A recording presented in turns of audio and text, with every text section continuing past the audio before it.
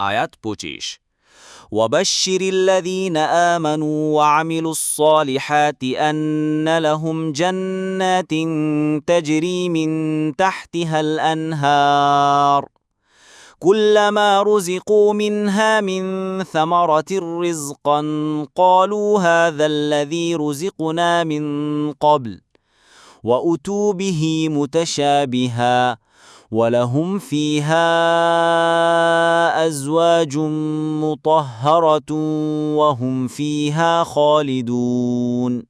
আর যারা ঈমান এনেছে এবং সৎকাজ করেছে তাদেরকে শুভ সংবাদ দিন যে তাদের জন্য রয়েছে জান্নাত যার তলদেশে নদী প্রবাহিত। যখনই তাদেরকে ফলমূল খেতে দেয়া হবে তখনই তারা বলবে, আমাদেরকে পূর্বে জীবিকা হিসেবে যা দেয়া হতো এই তো তাই। আর তাদেরকে তা দেয়া হবে সাদৃশ্য পূর্ণ করেই, এবং সেখানে তাদের জন্য রয়েছে পবিত্র সঙ্গিনী, আর তারা সেখানে স্থায়ী হবে। তাফসির। ১ নম্বর ফুটনোটের বিবরণ। জান্নাতের তলদেশে নদী প্রবাহিত বলতে এটাই বোঝানো হয়েছে যে এর গাছের নিচ দিয়ে ও এর কামরাগুলির নিচ দিয়ে নদীসমূহ প্রবাহিত। ইবনে মাসউদ রদিয়াল্লাহু আনহু বলেন, জান্নাতের নদ-নদী মিশকের পাহাড় থেকে নির্গত হয়। ইবনে মাসউদ রদিয়াল্লাহু আনহু বলেন, জান্নাতের নদীনালাসমূহ মিশকের পাহাড় থেকে নির্গত হয়।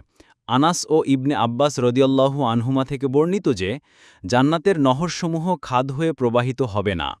সাহিহুত তারগিব অন্য বর্ণনায় এসেছে, হাউজে কাউসারের ২ তীর লালা মতির গড়া বিরাট গম্বুজ বিশিষ্ট হবে। বুখারী। আর তার মাটি হবে মিশকের সুগন্ধে ভরপুর। তার পথে বিছানো কাকরগুলো হল লাল জহরত পান্নাচুন্নি সদৃশ। ইবনে কাসির। ২ নম্বর ফুটনোটের বিবরণ।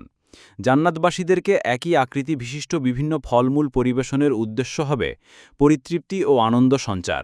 কোনো তাফসিরকারের মতে ফলমূল পরস্পর সাদৃশ্যপূর্ণ হওয়ার অর্থ জান্নাতে পরিবেশিত ফলাদি আকৃতিগতভাবে ইহজগতে প্রাপ্ত ফলের অনুরূপই হবে।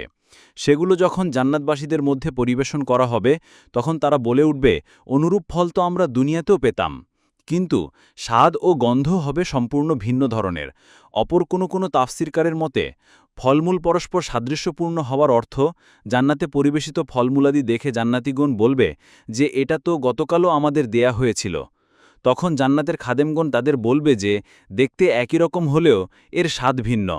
ইবনে আব্বাস বলেন, দুনিয়ার ফলের সঙ্গে আখিরাতের ফলমূলের কোনো তুলনাই চলবে না, শুধু নামের বিল থাকবে। ৩ নম্বর ফুটনোটের বিবরণ। মূল আরবি বাক্যে আজওয়াজ শব্দ ব্যবহার করা হয়েছে।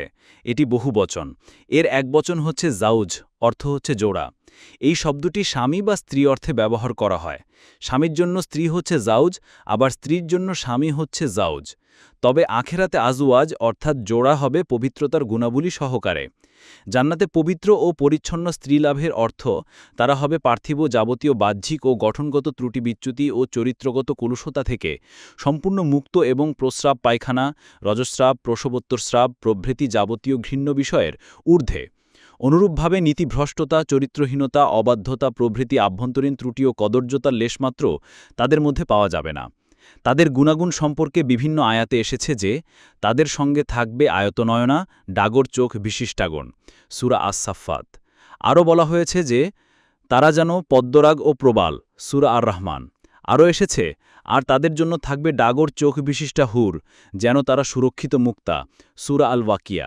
অনুরূপভাবে এসেছে, আর সমবয়স্কা উদ্ভিন্ন যৌবনা তরুণী। সূরা আন-নাবা। যদি দুনিয়ার কোনো সৎকর্মশীল পুরুষের স্ত্রী সৎকর্মশীলা না হয় তাহলে আখেরাতে তাদের সম্পর্ক ছিন্ন হয়ে যাবে। সেক্ষেত্রে ওই সৎকর্মশীল পুরুষটিকে অন্য কোনো সৎকর্মশীলা স্ত্রী দান করা হবে।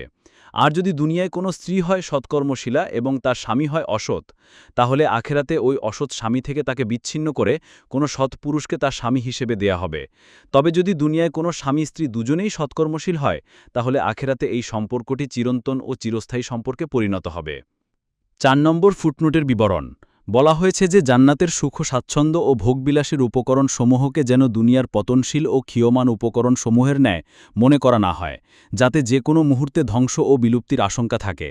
বরং জান্নাতবাসীগণ অনন্তকাল সুখ স্বাচ্ছন্দ্যের এই অফুরন্ত উপকরণসমূহ ভোগ করে বিমল আনন্দ স্ফূর্তি ও চরম তৃপ্তি লাভ করতে থাকবেন। ইবনে কাসির।